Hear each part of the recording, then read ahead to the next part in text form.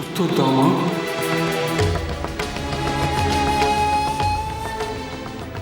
কি তোমার গায়ে কোনো গয়না নেই কেন মা? তুই তো আমার সব গয়না নিয়ে নিয়েছিস সুদর্শন। কেন আমার চোখের জল তাতে বুঝতে পারছিস না?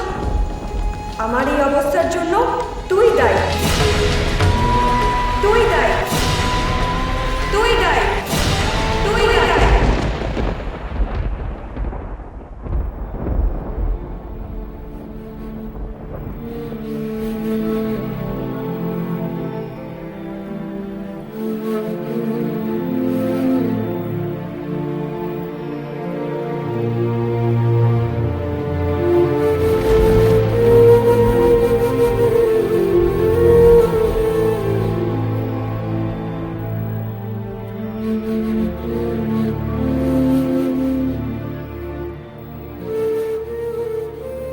কে কে ওখানে?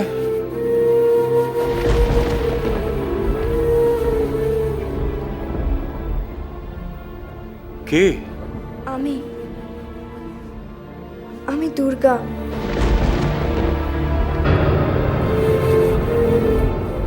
দুর্গা?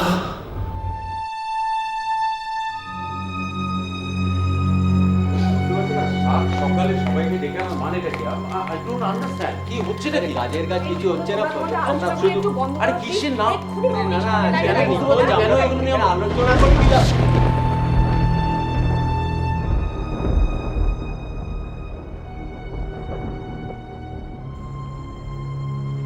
সবাই এসে গেছে দেখছি।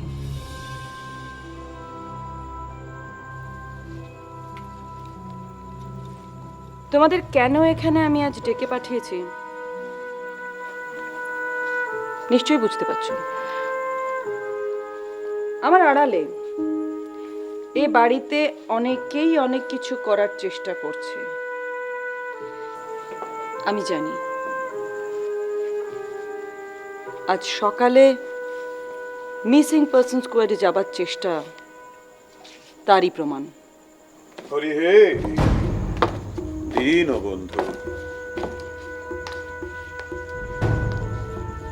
আচ্ছা অরু, তুই তো আমাকে বলতে পারতিস, আমি তোকে বুঝিয়ে বলতাম ব্যাপারটা। তা না, এই সাত সকালে এরকম একটা পরিস্থিতির সৃষ্টি হলো না। হরি হে দীনবন্ধু। আমি জানতে চাই এ বাড়ির কার কার মনে হচ্ছে যে রূপমকে খোঁজার জন্য যতটা চেষ্টা করা উচিত ঠিক ততটা চেষ্টা করা হচ্ছে না। শ্রীরূপ, আমার তো সেরকম কিছু মনে হয়নি। মানে তুমি আমাকে বলেছিলে রেগুলারলি থানায় ফোন করতে মামনি, আমি সেটাই করেছি। তার বেশি আমি কি করে জানবো বলো তো?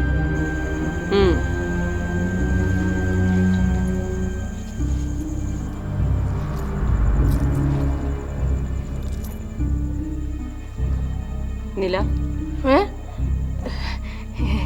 এভা মামুনি, ছি ছি, তুমি কি বলছো? মানে আজ অবধি কি তুমি কোনোদিনও দেখেছো তোমার কোনো কাজে আমি প্রশ্ন তুলেছি? আমি তো জানি রূপমের জন্য তোমার সব থেকে বেশি চিন্তা, আর আমি এটাও জানি যে তুমি একমাত্র পারবে রূপমকে খুঁজে বার করতে।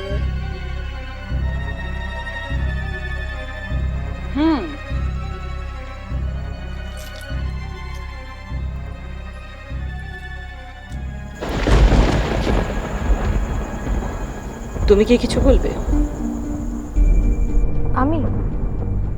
আমি কি বলবো মামুনি? তাছাড়া রূপমকে খুঁজে বার করার জন্য কি কি করা হচ্ছে সেটা আমাকে জানানোর তো প্রয়োজনই নেই কারো।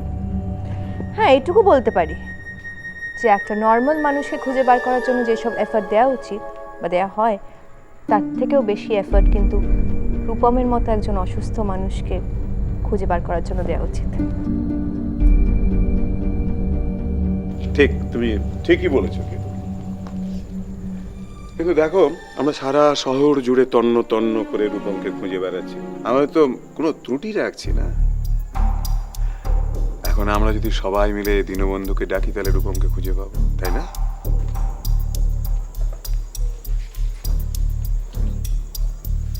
কি ঠিক বলেছি তো দামিনী? আমি একটা কথা সবাইকে খুব পরিষ্কার করে বলে দিতে চাই, আমি চাই না আমাকে না জানিয়ে রূপমকে খোঁজার চেষ্টা কেউ করবে। তার ফল কিন্তু ভালো হবে। করব না, কিন্তু কেন করব না তার কারণটা জানতে পারবো। সেটা জানানোর জন্য আমি বাধ্য নই।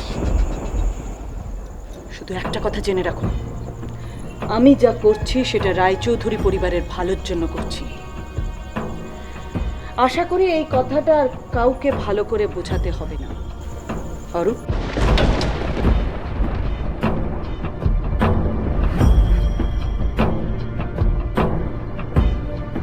Excuse me please.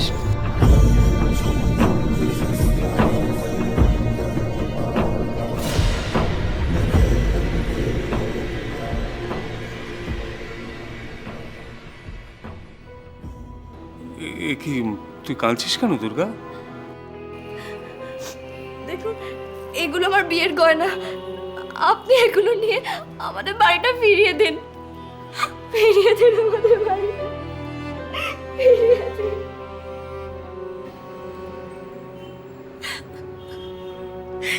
এই গয়নাগুলো ছাড়া আপনাকে দেওয়ার মতো আমার আর কিছুই নেই।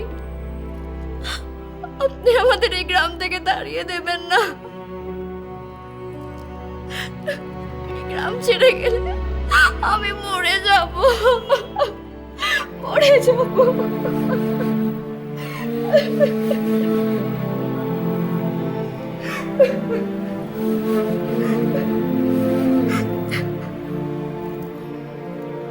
আমার সব কিছু লাগবে না দুর্গা।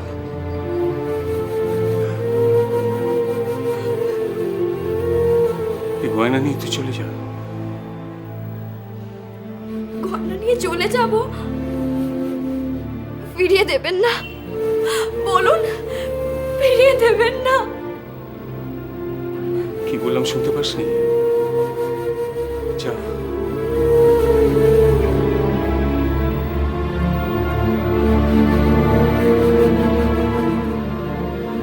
যা।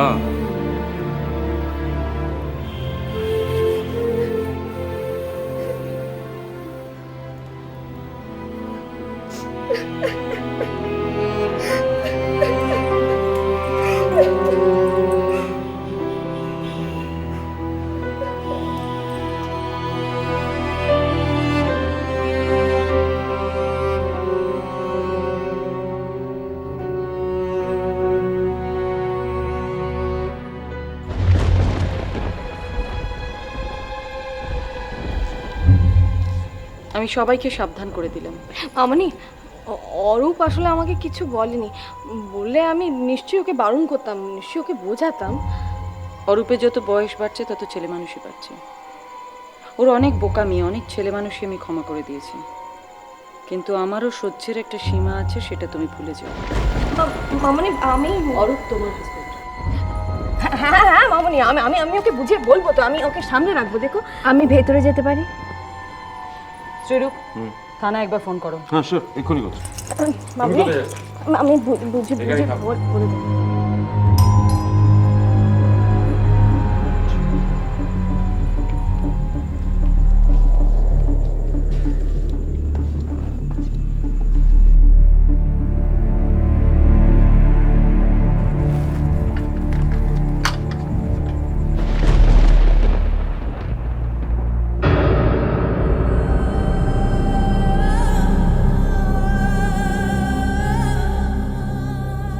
রূপম,